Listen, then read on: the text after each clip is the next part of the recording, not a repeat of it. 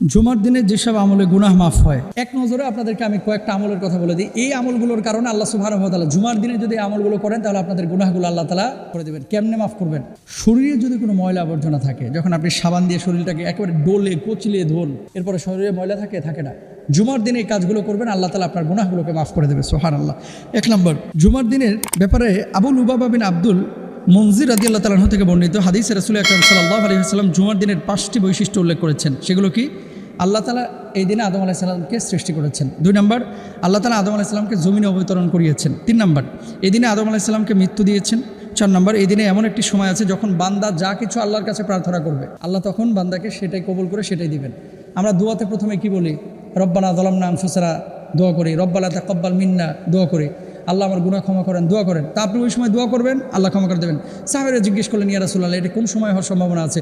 নবীজি যে ইশারা ইঙ্গিত দিয়েছেন সেখানে আসর থেকে মাগরিবের সময়ের এই সময়টাকে বিশেষভাবে বলা হয়েছে এবং খুতবার মধ্যবর্তী সময়টাকে বোঝানো হয়েছে। ইকামত এবং খুতবার পরবর্তী যে মধ্যখানের সময়টা, এই সময় আল্লাহর কাছে যেই দোয়া করা হয় আল্লাহ তাআলা সেই দোয়া কবুল করেন। এবার আসেন জুমার নামাজ আদায়। সালমান ফারসি রাদিয়াল্লাহু তাআলা থেকে বর্ণিত রাসূল আকরাম সাল্লাল্লাহু আলাইহি ওয়াসাল্লাম বলেছেন, যে ব্যক্তি জুমার দিন গোসল করলো, সাধ্যমতো পবিত্র হলো, তেল ব্যবহার করলো, ঘর থেকে সুগন্ধি ব্যবহার করলো, মসজিদে হলো, দুজন মুসল্লিকে ফাঁক করে সামনে এগিয়ে গেল না। আমাদের বাংলাদেশে এই লিডাররা এই কাজটা বেশি করে। আসবে পেছনে, 2 তলায় এসি চলতেছে না, নিচতলায় এসি চলতেছে, এই জন্য সবার ঘাট ডেঙ্গা ওই ব্যাঙের মতো লাফাইতে হুজুরের সামনে আসতে চাই। সম্পূর্ণরূপে হারাম, এটা করবেন না, এটা জায়েজ নাই, নবীজি এটা নিষেধ করেছেন। তো তারপর আল্লাহ রাসূল কি বলছেন?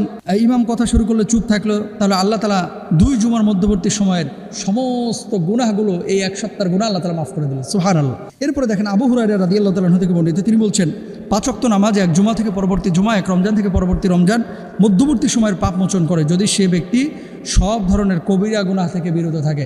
তাহলে আজকে জুমা পড়ে যারা চলে যাচ্ছেন, আগামী জুমা পর্যন্ত কোনো কবিরা গুনাহ করবেন না। সগীরা গুনাহ যদি হয়ে যায়, এই 1 সপ্তাহের গুনাহ আল্লাহ সুবহানাহু ওয়া তাআলা মাফ করে দেবেন। কত বড় কথা, সুবহানাল্লাহ। 3 নম্বর, জুমার দিনের গোসল।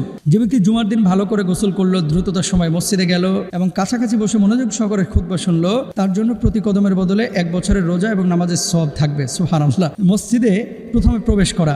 জুমার দিন মসজিদে যে ব্যক্তি প্রথমে প্রবেশ করবে, মানে গোসল করলো, বাসায় মসজিদে গেল, প্রথমেই দাখিল হলো, মসজিদে প্রবেশ করলো, আল্লাহর নবী বলছেন সে যেন একটা উট কোরবানি করলো। এরপরে যে মসজিদে গেল সে যেন একটি গরু কোরবানি করলো। এরপরে যে ঢুকলো সে যেন ছাগল কোরবানি করলো। এরপরে যে গেল সে যেন মুরগি কোরবানি করলো। এরপর যে ঢুকলো সে যেন একটা ডিম সাদাকা করলো। অথবা ইমাম খুতবার জন্য এলে ফেরেশতারা আলোচনা শুরু করে, সেই সময় আমরাও আলোচনা শোনা শুরু করব। জুমার দিন দোয়া কবুল হয়। দীর্ঘ আলোচনা, একটু আগে বলেছি, জুমার দিনের 12 ঘন্টার মধ্যে এমন একটি মুহূর্ত রয়েছে, এটি জাবের ইবনে আব্দুল্লাহ রাদিয়াল্লাহু তাআলা থেকে বর্ণিত। সর্বশক্তিমান আল্লাহ তাকে যা তিনি চাইবেন তাকে সেটাই দেবেন। এই মুহূর্তটি তোমরা আসরের শেষ সময় অনুসন্ধান করো। আবু দাউদ শরীফের হাদিস।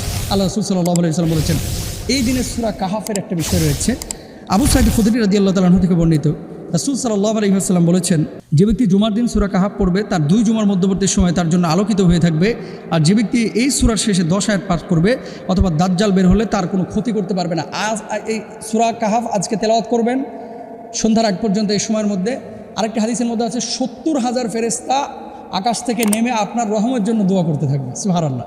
এবং দাজ্জাল যদি এই মুহূর্তে আগমনও করে আপনার কোনো ক্ষতি করতে পারবে না। সুতরাং দাজ্জালের ক্ষতি থেকে বাঁচার জন্য এই সূরা কাহাফের আমলটা করতে হবে। আল্লাহ তাআলা আমাদের বোঝার তৌফিক দান করুন।